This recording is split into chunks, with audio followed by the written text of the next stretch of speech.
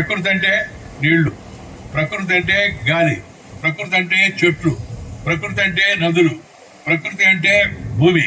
వీటితో సంబంధం లేకుండా జీవిస్తున్నాం మనం అంతా. కంపార్ట్మెంట్ అయిపోయి ఆ తర్వాత ఆఫీసుకు పోవడం, అక్కడ కూడా క్రోజుడు, అంతా కారు ఎక్కితే అది కూడా క్రోజుడు, మైండ్ కూడా క్రోజుడు అయిపోతుంది. కాస్త బయట ప్రపంచంతో సంబంధం పెట్టుకొని జీవిస్తే ఆ జీవితం సంతోషంగా ఉంటుంది. చెప్పని అరివి కాంది. నేను ఏసీ రూమ్లో కూర్చున్నా కూడా తలుపు తీసి ఉండాలా, కిటికీ తీసి ఉండాలా. మీ అందరికీ చాలా ఆశ్చర్యం కలుగుతుంది. నేను ఏసీ వాడతాను, దాంట్లో రాష్ట్రమే లేదు. నా బెడ్రూమ్ కూడా తలుపు తీసి ఉంటుంది. ఆ తలుపు చూసి ఆ గాలి తగిలితే కానీ, ఈ గాలి కన్నా ఆ గాలి తగిలితే కానీ నాకు సరిగా నిద్రపడతో సంతృప్తిగా ఉంటుంది. అందువల్ల మనం మన భారతీయ పద్ధతిలో జీవించే అలవాటు చేసుకోవాలి. భారతీయ వంటకాలు, ఈ క్యాన్సర్ వ్యాధి మధ్య పెరుగుతోంది. లక్షల మంది జనాభాలో చాలా మంది శాతానికి క్యాన్సర్ వస్తూ ఉంది. దానికి ప్రధాన కారణం జీవన శైలి, లైఫ్ స్టైల్.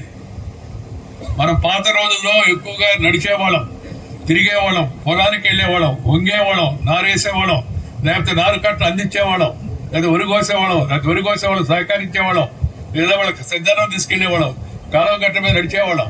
ఇప్పుడు ఆ పరిస్థితి లేదు. మా తాత చిన్నప్పుడు చెప్పాడు, నేను పొలానికి పోయి ఆ గట్టు మీద నిలబడితే మొలతాడు కట్టుకున్న మగవాడు గట్టు మీద నిలబడకూడదు, దిగు అనేవాడు. దిగితే నాకేం తెలుసాయి అంటే నారుకట్టలు అందించిరావాడు అందరికీ. వాళ్ళు వంగి నారేస్తున్నారు కదా, నారుకట్టలు అందించమని చెప్పేవాడు. ఆయన ఆ విధంగా చెప్పడం వల్ల చాలా తెలివి నాకు అనేక విషయాలు తెలిసి వచ్చాయి.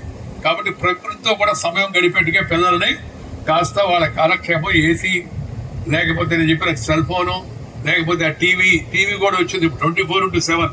ఎన్ని ఛానల్లో చెప్పలేము, ఒక రకరకాల ఛానల్.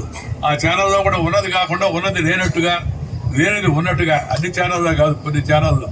ఆ తర్వాత దాని పెద్దగా భూతత్వంలో చూపించినట్టుగా అవి చూస్తూ ఉంటే ఎక్కువసేపు దాని మీద దృష్టి ఎక్కువ పోతా ఉంటుంది. టీవీని కూడా వాడుకోవాలి, ఎంతవరకు అపోయితే అంతవరకు వాడుకోవాలి. సినిమా పోవడం కూడా తప్పు లేదు. సినిమాలు కూడా ఎంతవరకు మేరకు అయితే అంతవరకు ఆ సినిమా చూడాలి. తద్వారా కొన్ని విషయాలు మనం తెలుసుకోవాలి. అందుకని కుటుంబ వ్యవస్థని బలపరుచుకోవాలా, కుటుంబ సభ్యులతో కాలం గడపాలా, ఉపాధ్యాయులతో కాలం గడపాలా, పిల్లలు ప్రకృతితో కాలం గడపాలా. ఆ విధంగా జీవన శైలిని రూపొందించుకోవాలా. సూర్యోదయంతో లేయాలా. చాలా మంది పిల్లలు అంతా 7 గంటలకు 8 గంటలకు లేస్తుంటారు. ఏమంటే రాత్రి అంతా బాగా పొద్దుపోయింది, దేనికి మనుకున్నా అంటే బిజీగా ఉన్నాడు. ఏం బిజీ అంటే బిజీయే. రాయమంటే బిజీ అని రాస్తాడు. వాడు ఏం బిజీయో వాడికే తెలవదు.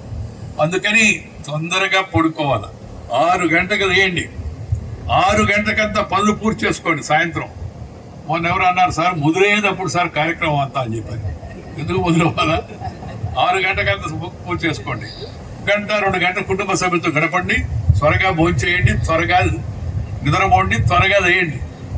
నేను రాజకీయాల్లో ఉన్నప్పుడు రాత్రి 11-12 దాకా తిరిగేవాడిని. దేశం అంతా మన బజార్ మీద నడుస్తుంది అనుకునేవాడు. అప్పుడు తర్వాత దేశం వచ్చింది, మనమే కాదు చాలా మంది ఉన్నారు మోసేవాళ్ళు అని చెప్పి. ఉపరాష్ట్రపతి అయిన తర్వాత నేను రాత్రి 7 గంటలకే భోంచేస్తున్నా. 7:30 8:30కే పడుకుంటున్నాను. ఉదయం 4 గంటలకు లేస్తాను. 4:30 లేచి మొహం గడుపుకొని పరిశుభ్రం అయిన తర్వాత అన్నమాచార్య కీర్తన ఉంటాను.